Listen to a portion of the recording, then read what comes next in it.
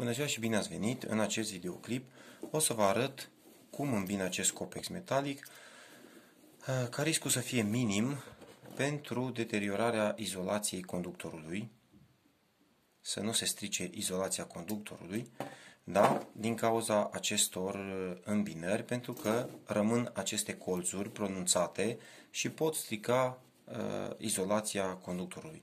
Știu că sunt și cabluri care au întârziere la flacără și le putem folosi pe clădirile din lemn sau să tragem circuitele pe lemn, dar nu vorbesc de lucrul acesta acum, ci vorbesc de copexul metalic pentru că se folosește și este ok să-l folosim pe clădirile din lemn.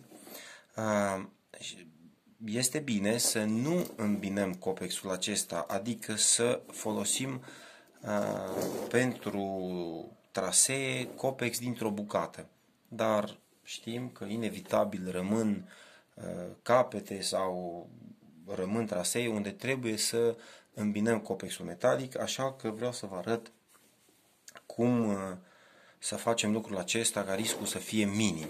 Da?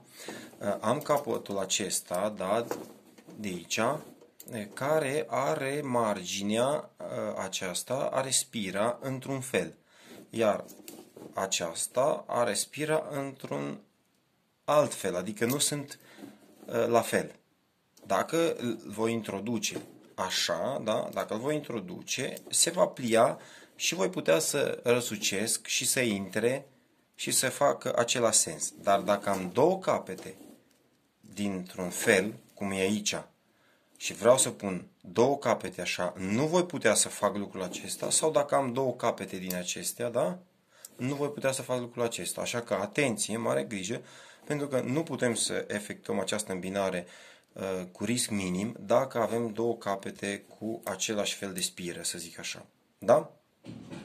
Și nici nu trebuie să-l punem, chiar dacă sunt capetele potrivite, nu trebuie să-l punem așa, la întâmplare, l-am pus aici, am dat bandă de izolat și este gata, îmbinat, putem să tragem conductorul, pentru că dacă vom răni, se va strica izolația conductorului, firele se ating și se face scurt și o să decupleze siguranța, da? Și dacă este rănit numai un fir, da? Să zicem în cazul acesta am firul de culoare roșie, faza, și se atinge de copex, se scurge în perete sau la pământ, să zic așa, un curent mai mic sau egal cu 30 de mA cât are siguranța diferențială, da? Atunci o să decupleze și nu o să stea siguranța, o să decupleze și o să ne facă zile grele, să zic așa. Dimpotrivă, dacă avem pentru baie, unde sunt recomandate diferențialele cu 10 mA, da? De 10 mA unde sunt căzi cu hidromasaj și așa mai departe, atunci o să decupleze la un curent mai mic sau egal cu 10 mA. Deci trebuie să avem grijă, chiar trebuie să avem grijă la lucrul acesta și acum o să vă arăt cum trebuie să facem lucrul acesta. Deci introduc partea aceasta în spiră, da? Introduc în spiră, da? L-am introdus, răsucesc, da? Îl conduc un pic cu mâna, apăs un pic în jos să intre bine în spiră și pe urmă îl răsucesc. Prin răsucire intră 2 cm, cât este nevoie, da? Cât îmi permite. Uitați. Da? Și el stă foarte bine, arată foarte bine și aici, vedeți? Așa stă și în interior, da? Riscul este minim ca izolația să fie stricată și uitați, este și solid.